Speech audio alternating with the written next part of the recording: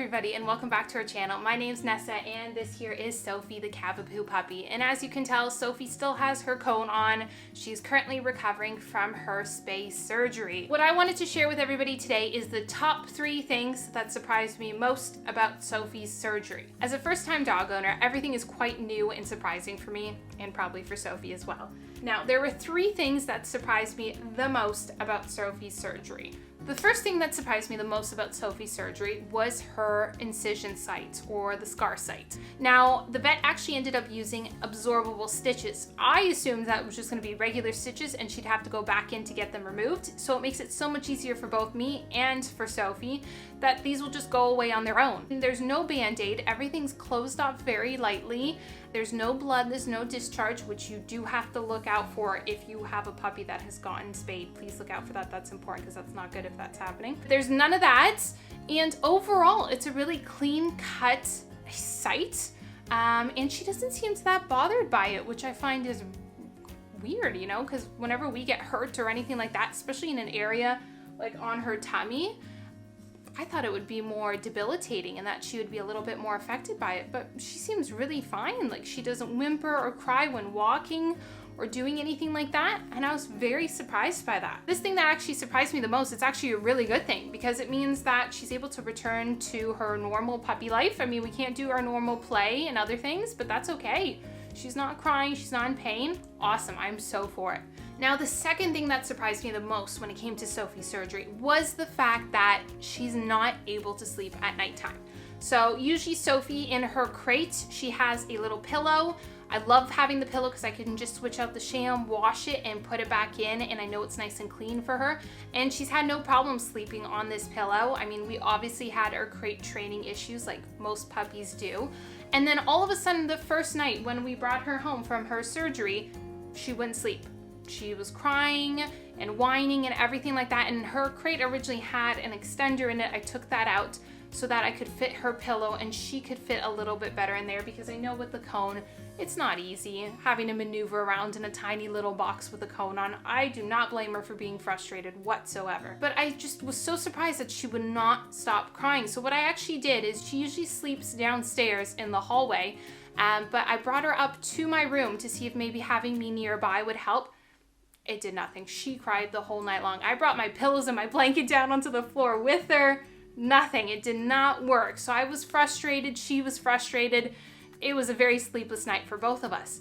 The next night, I was like, okay, she sleeps so well in this bed. And the weird thing is usually she does not sleep in this bed. She prefers the cold, hard floor. I thought, you know what, let's try this bed because she's sleeping so well in it during the daytime. Let's try using the bed for nighttime. So I switched out her pillow out of her crate, put this bed in it because it's got this nice, you can tell, elevated rim.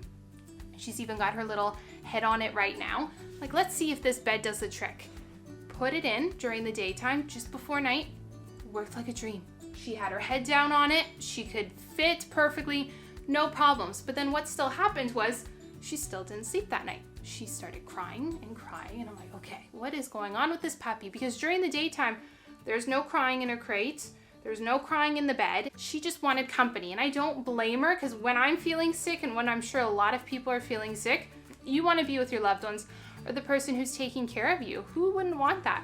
So what I decided on doing was sleeping on the couch with her and bringing the crate right beside me. And the thing is, I've had to do that every single night since. So I do live with other people. I have to be considerate of their sleep schedules as well. So for right now, for then maybe the first week, I'm saying, after her surgery, I'm gonna sleep downstairs with her, make sure she's nice and comfortable, and then we're probably gonna have to revert back to that crate training again at nighttime.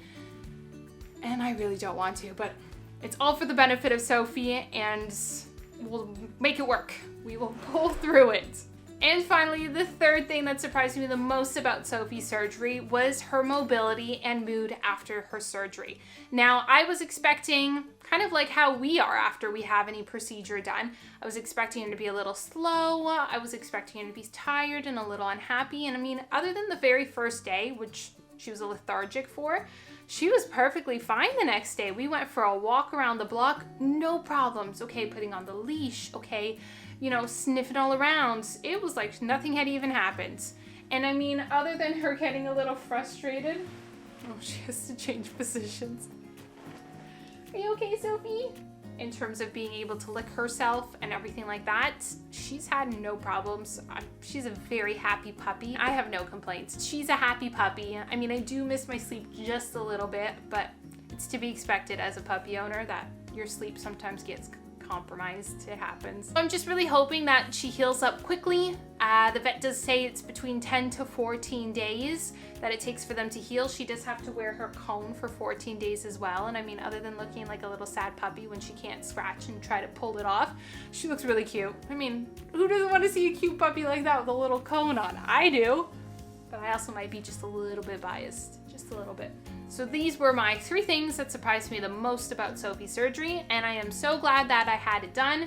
I was so worried about timing and everything like that, and I'm happy that it went smoothly and that she's happy and that she's just gonna heal up, and then we get to go back to our playing and exploring. We really hope you enjoyed this video. Please leave a comment down below and let us know what were your experiences like. Was there anything that surprised you or anything that you would do differently next time? I'd love to hear them. Please also hit the like button and subscribe as well for more content. Once Sophie gets this cone off, she's gonna be ready to go. The weather is getting nicer and she has not experienced the sprinkler yet, and I cannot wait to see what she looks like seeing the sprinkler for the first time. I have my fingers crossed that she's gonna run through the water like a cute little puppy like you see in all those videos. So we'll just have to wait and see. Okay, bye for now.